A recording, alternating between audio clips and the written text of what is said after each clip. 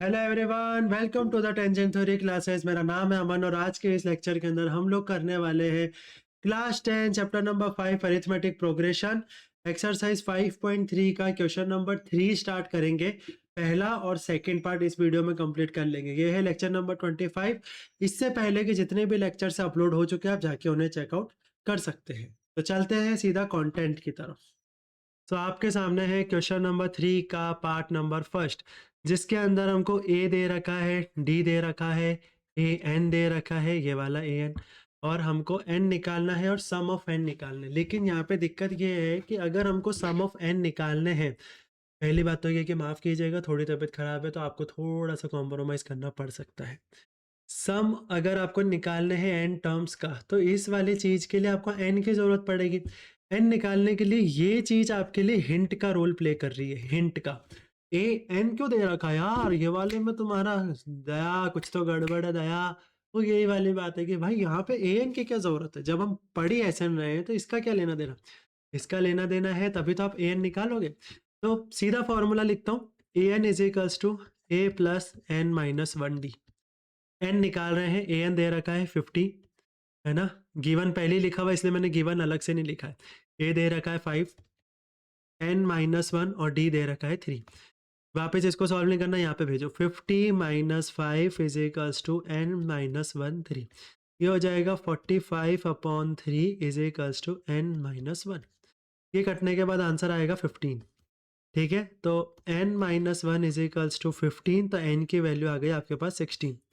तो पहला आंसर तो क्लियर हो गया कि n की वैल्यू तो 16 आ गई, लेकिन अब हमको निकालना है सम ऑफ n टर्म्स। तो जो हिंट हमको मिला था उससे हमने एक स्टेप पे क्लियर कर ली। अब हमको दूसरी स्टेप पे जाना है, दूसरी स्टेप पे जाना है मतलब हमको सम ऑफ n टर्म्स निकालना है। फॉर्मूला क्या होता है, n/2 ब्रैकेट में 2a plus n minus one D. ठीक है, क्लियर है। n कितना है, 16 है। हर जगह पे जहाँ जहाँ n है वहाँ पे 16 रख दो। n 16 is equals to 16/2। a कितना है हमारा पास 5 है, प्लस n कितना है 16 है, 16 माइनस वन। d कितना है 3 दे रखा है, लगा दो।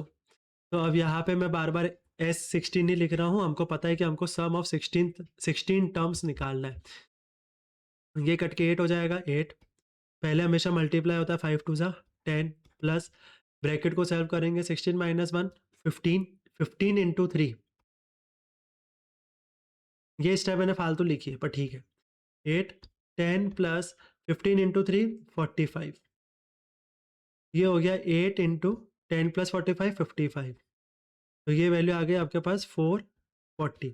तो जब आप 16 टर्म्स को प्लस करोगे, ठीक है, जिसकी शुरुआत 5 से होती है, कॉमन डिफरेंस 3 में होगा, तब आपके 16 टर्म का जो सम होगा वो होगा 440।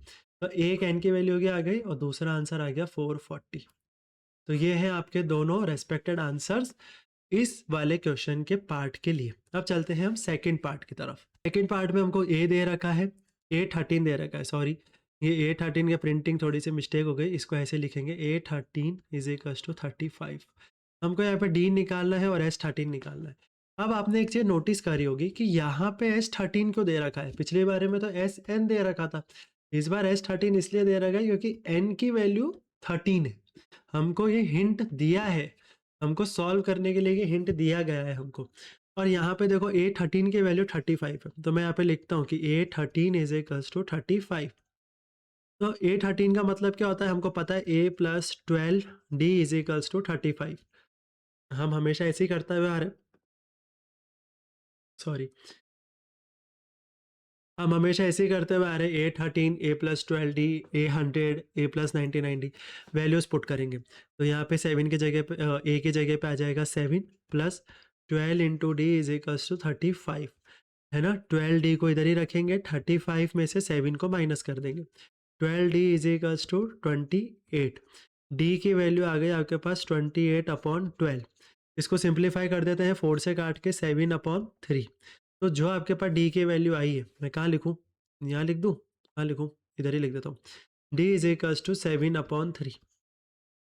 देखो तो पहले वाले का आंसर तो आ गया 7 अपॉन 3। अब हमको S13 निकालना है, मतलब कि 13 टर्म का सम निकाल के बताओ। तो S13 निकालने के लिए एस एन का फॉर्मूला पहले लिख देता हूँ, एन बाई टू, बार बार फॉर्मूला इसलिए लिखना है क्योंकि एग्जाम में भी लिखना है, 2a plus N minus 1d। तो यहाँ पे एस 13 की वैल्यू निकालने के लिए एन की वैल्यू 13 है, क्योंकि यहाँ पे यही दे रखा है, ये यहाँ पे हिंट का रोल प्ले कर रहा है, ये है यहाँ पे hint. 13/2, 2 into 7 plus 13 minus 1 into D हमने निकाला है 7/3। सॉल्व करो, 13/2 ये हो जाएगा 14 प्लस 12 इंटू 7/3। पहले हमेशा मल्टीप्लीकेशन होता है according to the BODMAS rule, पहले हमेशा सॉरी हाँ, पहले हमेशा मल्टीप्लीकेशन होता है। देखो यहाँ पे मल्टीप्लीकेशन, यहाँ पे ऑफ, ठीक है। तो ये 3 से ये कट गया 4 बार में, 13/2 ये हो जाएगा 14 प्लस 28। 14 प्लस 28 होता है हमारे पास 42, ठीक है। तो ये 2 से ये कट जाएगा 21 बार में। तो यहाँ पे सॉल्व करो, यहाँ पे तो कोई वीडियो आ रही होगी मेरी, एक बार चेक भी कर लेता हूँ। 13/13 इंटू 21, तो ये हो जाएगा 210 प्लस 63, 273 इसका आंसर आ जाएगा। तो यहाँ पे हमने दोनों वैल्यूज निकाल ली, डी की वैल्यू निकाल ली है और हमने सम ऑफ 13 टर्म्स निकाल लिया। इसी तरीके से दोनों क्वेश्चंस करने हैं। आगे वाले पार्ट में भी लगभग कुछ चीज़ें सेम ही रहने वाली है, कुछ कुछ चीज़ें चेंज हो जाएगी, पर वो तो मैनेज करनी पड़ेगी ना आपको, बस यही है सब। सो आज के क्वेश्चंस होते हैं समाप्त। आपने ये वीडियो पूरी देखी है तो आपको दिल से धन्यवाद। सब्सक्राइब करके जाइए, लाइक करिए, शेयर करिए, कमेंट करिए। मिलेंगे अगली वीडियो में जो कि होगा लेक्चर नंबर 26। जब तक के लिए बाय बाय, टेक केयर, जय हिंद।